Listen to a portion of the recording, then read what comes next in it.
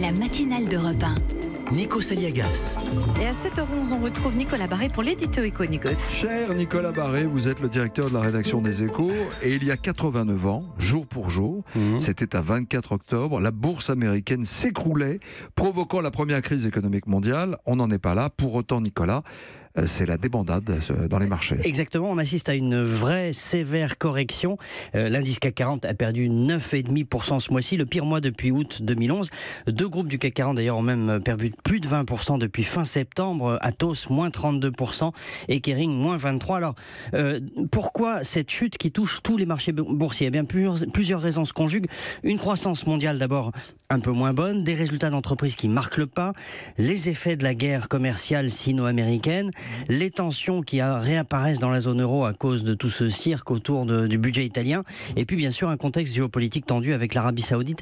Et pourtant, ce cocktail de raisons n'explique en réalité qu'une partie de l'histoire. Dites-nous pourquoi, essayez. Eh bien parce que, en plus de tout ça, il y a des raisons fondamentales d'inquiétude. Après la crise de 2008, le monde s'en est sorti en baissant massivement les taux d'intérêt, ce qui a favorisé un endettement à tout va, des États, des entreprises, des particuliers.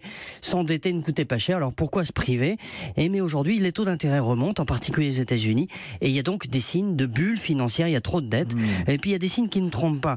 Il y a un baromètre que je suis depuis longtemps, c'est celui des salaires à Wall Street. Ils sont revenus au niveau d'avant la crise de 2008, plus de 400 000 $ par personne en moyenne à Wall Street, et puis autre indice, ces salaires sont près de 6 fois supérieurs à la moyenne du secteur privé, comme avant 2008 également. Et ça, ce sont des signes de bulle, une bulle prête à éclater.